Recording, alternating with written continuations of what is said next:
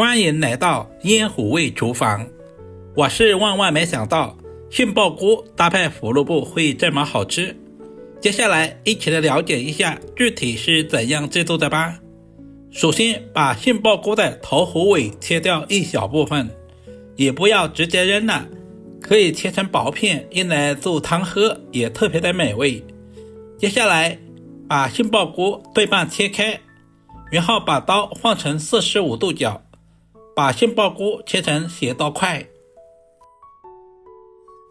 然后再转过来切成大约2个硬币厚的薄片。杏鲍菇有杏仁的香味、爆油的口感而得名，尽可能的切均匀一些，使其在烹饪的过程中成熟度一致。全部切好放在大一点的碗中，接下来加入1大勺的白糖，加入多一点的开水，这里一定要是开水哦。把杏鲍菇稍微的浸泡一下，这样可以去除杏鲍菇里面的草酸。去皮的胡萝卜我们同样把头尾切掉一小部分，然后再切成斜刀块，最后切成大约1个硬币厚的薄片。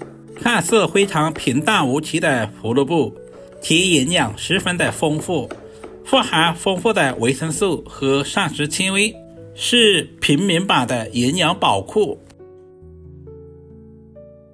接下来准备一个小碗，往碗中打入几个鸡蛋，鸡蛋的数量也是根据家里人口的多少来定。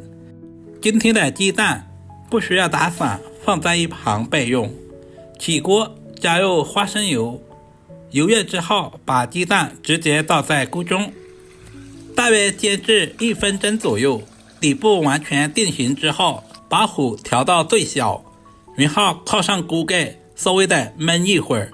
这一步的目的是使表面的蛋黄快速的凝固，大约焖3分钟左右。现在的蛋黄也已经完全的凝固了。这个时候我们就翻过来煎另外一面，我们要把2面都煎至金黄，煎出香味。鸡蛋是我们日常生活中蛋白质的主要来源，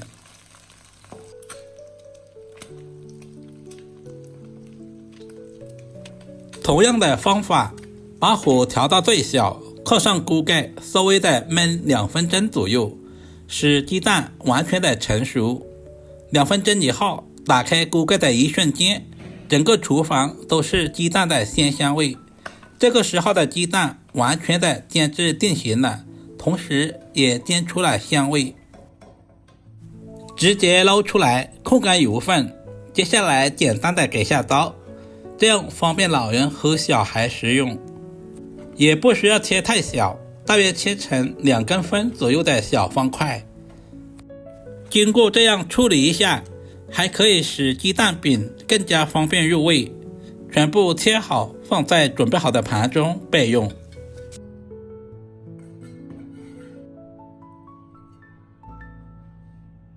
现在的杏鲍菇也已经浸泡好了，稍微的清洗一下。经过浸泡过后的杏鲍菇质地也变软了，把表面的白糖淘洗干净，然后再用力控干水分，尽可能的控干一些，这样方便入味。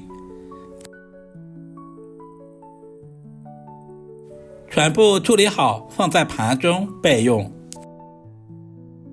接下来简单的准备一些配菜，准备小把去皮的大蒜切成薄片，大蒜可以增加杏鲍菇的蒜香味，全部切好放在小碗中。一小块去皮的老姜同样切成薄片，全部切好和蒜片放在一起。做家常菜，我喜欢提前调个料汁，碗中加入适当的清水，大半勺的生抽酱油，小半勺的蚝油提鲜，小半勺的鸡精，小半勺的食盐调味，加入小半勺的玉米淀粉或者是土豆淀粉，充分的搅拌均匀，使调味料完全化开。提前调好料汁也是节省炒菜的时间。所有食材准备好，我们开始操作。起锅加入少许的食用油，然后再加入1小块的猪油，有条件的可以加入少许的五花肉。开小火把姜蒜炒出香味，接着把胡萝卜直接倒在锅中。因为胡萝卜的质地比较硬，所以我们一定要提前翻炒一会儿，充分的把胡萝卜炒出胡萝卜油，这一步特别的关键。很多朋友炒胡萝卜喜欢用焯水的方式，其实焯过水之后，胡萝卜的营养很容易流失，而且口感也会大打折扣。炒制成视频中这样，把控干水分的杏鲍菇也倒在锅中，全程开大火，快速的翻炒均匀，把表面的水分炒干，炒出香味。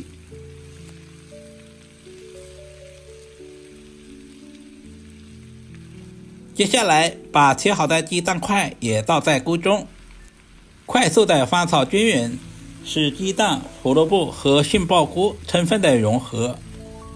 亲爱的朋友们，视频都看到这里啦，借您发财的小手点个赞再走呗。您的每一个点赞留言都是我前进最大的动力，非常感谢。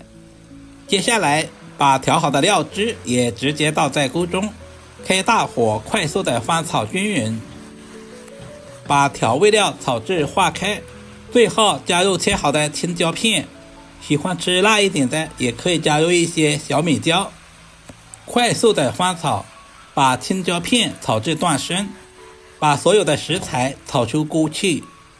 因为青椒还是比较容易熟，所以我们也不需要炒太长的时间，炒制成视频中这样就差不多了。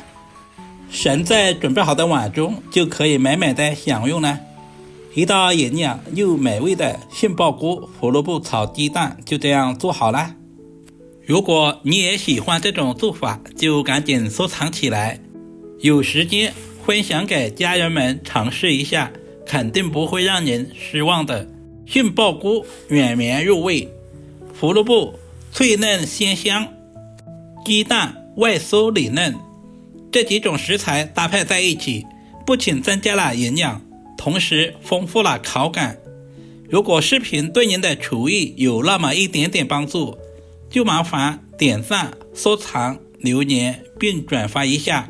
点我头像还可以看到更多家常菜制作视频。好啦，今天的视频就简单的分享到这里啦，我们下个视频再见吧。